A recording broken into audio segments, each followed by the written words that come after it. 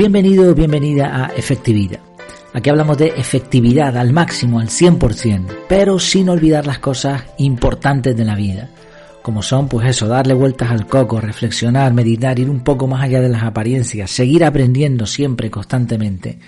Y una de las cosas importantes, y de hecho lo vimos en el último episodio, tiene que ver con controlar la cantidad de objetos que tenemos. Hablamos la última vez de objetos digitales, de datos, y hoy vamos a hablar del minimalismo puro y duro con objetos.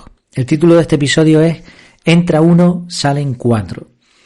Entra uno, salen cuatro, bueno, puede parecer una regla matemática. Lo cierto es que las matemáticas, aunque no son perfectas, dicen algunos, no suelen fallar. Y aquí la regla es muy sencilla, ¿no? Hay una norma, digamos, del minimalismo, una técnica a aplicar que consiste simplemente en que cuando adquieres un objeto, eliminas uno del mismo tipo. Y otra regla más extrema es esta: entra uno y salen cuatro. Es decir, te compras una camisa, pues eliges 4 que ya tengas y las quitas. Como decía al principio, las matemáticas no deberían fallar. Es decir, si tú sumas 1 y restas 1, te quedas igual. Deberías tener siempre la misma cantidad de objetos. Y si encima, peor todavía, ¿no? Entras 1, sumas 1 y restas 4, puede llegar un momento en el que no tengas ningún objeto en casa. Pero la triste realidad es que tenemos muchas cosas en casa. La mayoría de la gente, por lo menos en el entorno en donde yo me muevo. Y no solo no conozco a nadie que tenga pocas cosas, muy pocas cosas, sino que la mayoría suelen ir acumulando más y más y más. No hablo de grandes objetos como un coche o algo así, ¿no? O una nevera, ¿no? Sino pequeños objetos incluso. Un clip, un bolígrafo, un lápiz, folios, etcétera, ¿no? Dispositivos electrónicos, pues todas estas cosas. En casa, como familia, llevamos tiempo buscando ser más minimalistas. Hemos aplicado estas reglas, la del título, la de entra uno, salen cuatro, la de 1 por 1, pero aún así me sigue asombrando la cantidad de objetos que tenemos y que somos conscientes cuando hacemos limpieza. También tengo que decir que últimamente hemos reducido muchísimo, gracias a algunas pequeñas reformillas, a pintar una habitación y hacer limpieza, pues hemos quitado un montón de cosas. Pero aún así es increíble, si uno se pone a contar cada objeto, se puede llevar una sorpresa. Evidentemente las matemáticas no fallan, los que fallamos somos nosotros, ¿no? Al final somos nosotros los que no conseguimos mantener ahí el control sobre nuestros objetos. Por eso quería proponer 5 ideas para eliminar objetos innecesarios de nuestra vida. Vamos a ver cómo combatir este exceso de cosas. En primer lugar, la primera idea: debemos ser conscientes de la cantidad de recursos que nos roban los objetos. Esto es lo primero. Mucha gente no es consciente de esto, pero cada objeto, por muy pequeño que sea, hablamos en el episodio pasado, incluso los datos, cada cosa que tenemos hay que adquirirla, a veces gastando nuestro dinero, tiempo, energías. Debemos transportarlo, guardarlo, limpiarlo, aprender a usarlo, mantenerlo, repararlo y hasta desecharlo nos cuesta un trabajo. Cada objeto, por pequeño que sea, va a influir en nuestra efectividad, porque la efectividad lleva implícito la eficiencia, que es el gasto de recursos. Cuanto más objetos tenemos, más recursos tenemos que dedicar a ellos. Así la pregunta es, ¿de verdad necesito ese objeto? El ser conscientes de lo que implica hasta el objeto más pequeño nos lleva a esta pregunta. Segundo lugar, segunda idea, es necesario programar limpiezas periódicas. O sea, no solamente tenemos que preocuparnos de filtrar lo que entra, sino también de vez en cuando quitar. Siguiendo el esquema del método CAR, aquí lo que haríamos sería programar un bloque periódico de limpieza general de toda la casa o varios, quizá diferenciando por estancias, ¿no? Pues mira, hoy me toca limpieza del salón, mañana me toca...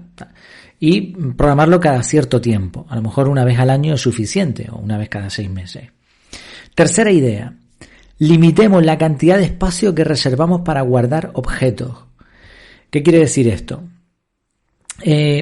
Grandes armarios, vitrinas, baúles, aparadores, todo esto nos obliga inconscientemente a llenarlos.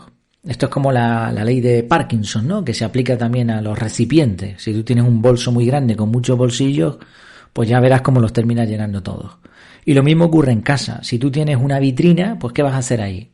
Pues meter cosas, ¿no? Porque si una vitrina vacía no tiene sentido.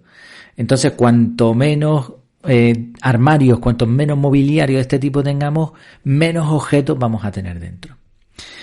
Cuarta idea, limitemos la cantidad de objetos. Y cuando hablo de limitar la cantidad, estamos hablando de un número. No hay que obsesionarse con esto, pero tampoco hay que ser demasiado flojos. Para esto hay también otros sistemas, otras técnicas que los expertos en minimalismo pues hablan de ellas, ¿no? Los 100 objetos, o el tema de guardar cosas en caja durante un tiempo y ver si las usamos o no, etcétera. Pero yo simplemente no voy a ir tan lejos, sino simplemente si tenemos un objeto para una cosa, no tengamos varios. Si con uno nos vale, por ejemplo, si ya tengo unas gafas de sol y solo necesito unas, ¿para qué quiero otras? Y si compro unas nuevas, pues quito las viejas.